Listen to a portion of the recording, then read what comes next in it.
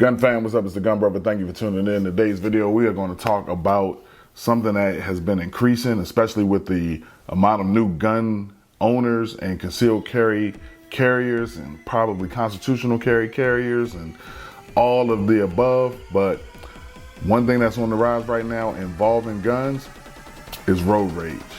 Let's talk.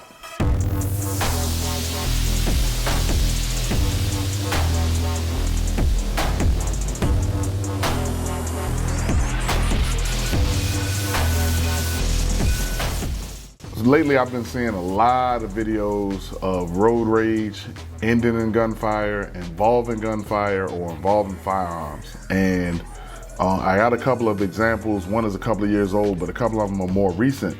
And it's a couple of things, and I want to point them out, but I'll point them out when I start showing the videos. But the main thing, or the main message is, and I teach this in all of my classes, and I encourage instructors to teach it as well, is the mindset or the thought processes, the way you process things while you're carrying your firearm has to be different from any other time. In that, when you're carrying your firearm, you should be the most peaceful person in the vicinity.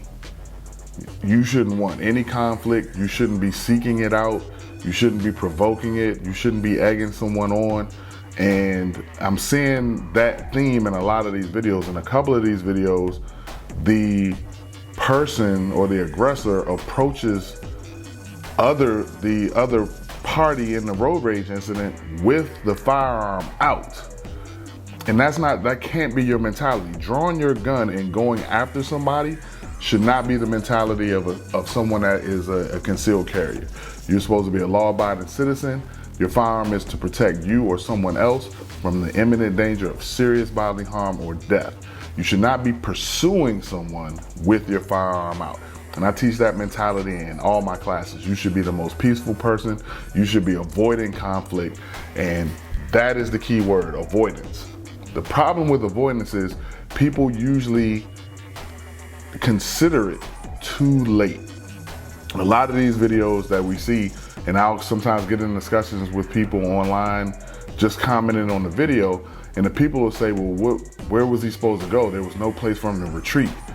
Well, the avoidance factor came in minutes ago. It was a long time ago before the person was actually at the window with the firearm. So that's what I mean by your overall disposition has to be, nah, I really don't want no smoke. When I'm riding around and stuff happens, and believe me, it's not an easy position to sit in, especially the way people are these days, especially some things just needing to have some consequences sometimes. But you have to put yourself in a mental state or a mental position that's not why I have this firearm. So I'm just gonna go through a couple of videos, a couple of examples. I'm sure you've seen them. One is a couple of years old, like I said, and the other two are pretty recent. And you can tell me what you think in the comments, but this is just my point of view on these, so let's get into it. So here's the first one, and this one is a few years old. I actually didn't realize it was as old as it is. This is all the way back in 2017, so this is not even new gun carriers or even constitutional carry. This is a while back, but it must have just resurfaced, or maybe the case had been heard or something like that. But let's take a look at it.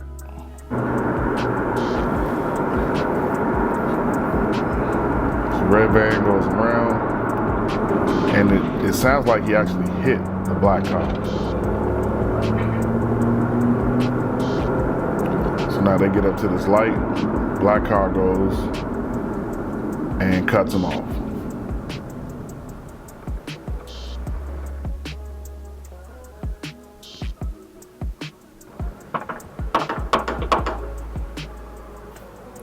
So guy gets out of the black car, assaults him, and get shot.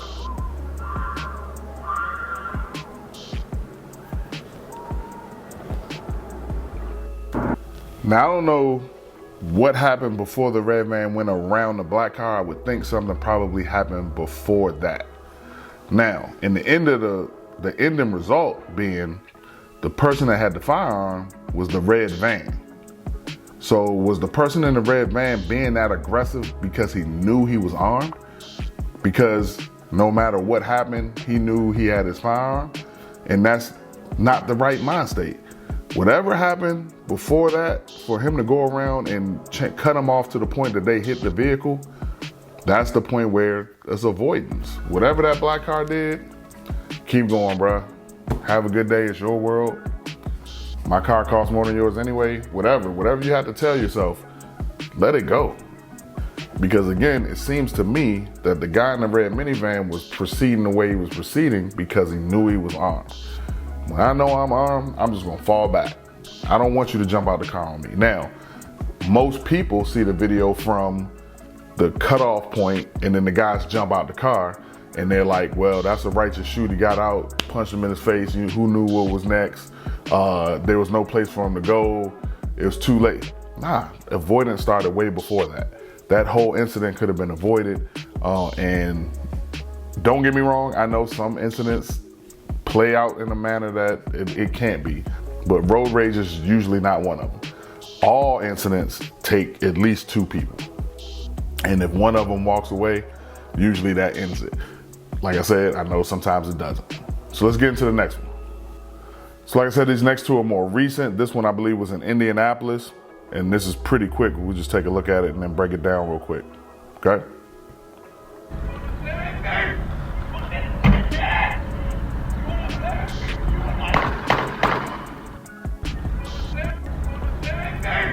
So, a couple of things about this one. Again, car has the guy cut off. Don't know what he did to make him so angry, but he had the ability to cut him off and get in front of him. Had the ability to keep going. Again, that's the ability to let it go. That's the mentality you should have. Not grabbing your gun and going to someone. Most people see this video as a good shoot, and it was on the part of the guy in the white truck or the person in the white truck. I don't know if it was a man or woman, or never mind. So the people see it from that point and they say, well, there was nowhere for him to go. He had to take those shots. And I don't disagree with that at all. Just if you're the guy in the car in the green shirt, you gotta let that go. That's not the way to approach it. Now, the other whole thing about road rage, stay in your car. Once you get out of the car, you become the aggressor for the most part. And then to get out of the car with your firearm to pursue somebody, that's not the move. That's not the mentality to have, okay? Other thing that I wanted to point out about this particular video, right here. So the last time that driver saw that pistol, it was in his right hand. My truck's lifted as well. I know for a fact that he does not see, because I saw some comments in another video or another version of the video where they were saying, well, he switched hands, which is right here. And I promise you the driver didn't see that. So when that arm came back up, as far as the driver's concerned, the gun is in that hand, and that's when the occupants of the white truck took the shot. I know, I'm telling you, when that arm came up, they thought the gun was in that hand, they took the shots. So was it a good shoot? Yes. They were in imminent danger of serious bodily harm or death. They have no idea when that guy was gonna pull that trigger. So I would agree that is a good, definitely a case of deadly force being authorized. But again, over what? Somebody cut somebody off, somebody ran a red light, or they didn't make contact, they didn't hit, nobody's hurt, keep it moving. So going to this last example, I'm sure you've all seen this one, it was all over the place.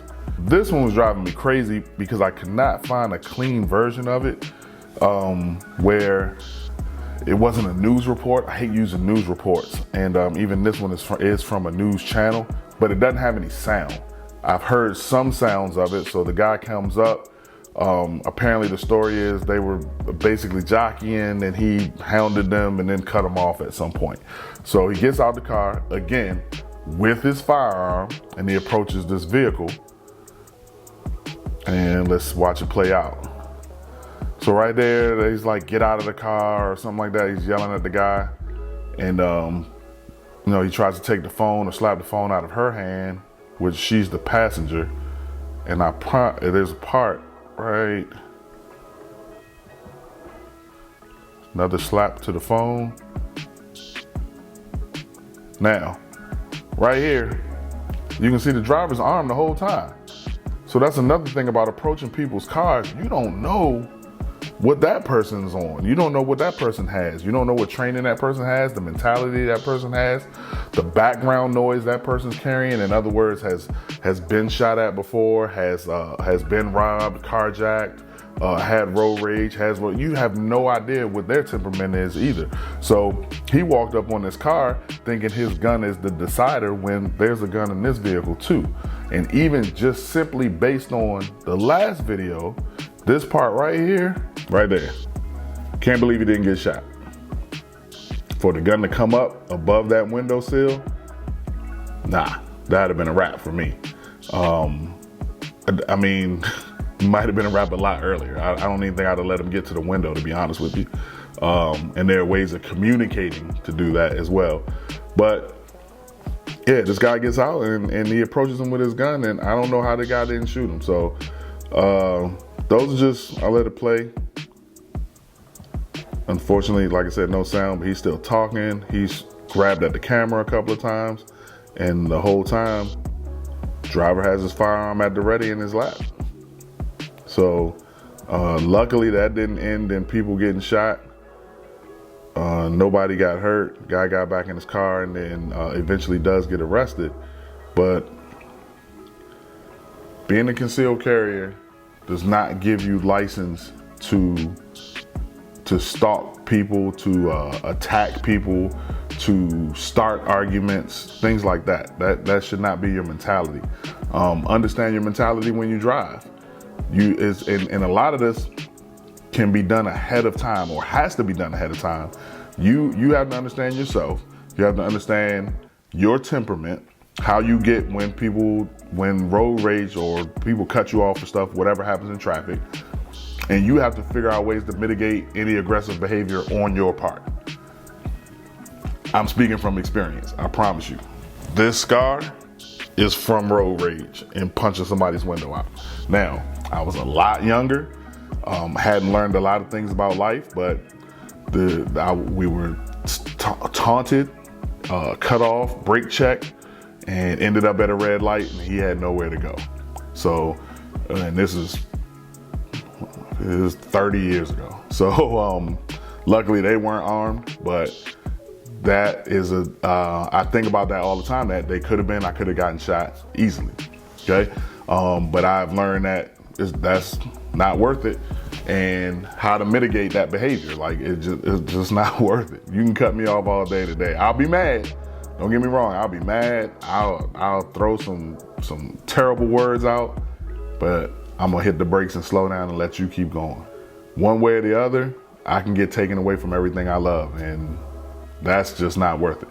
So if I, jump out the car, shoot you, you shoot me, I go to jail or I get killed, it takes me away from everything I love. So it's just not worth it, guys. So when let me know how you guys deal with road rage, especially if you are a concealed carrier or in any whatever jurisdiction that you're in, and how you deal with it, how you can mitigate it, any problems you may have with it, make it a discussion. We'll check it out in the comments.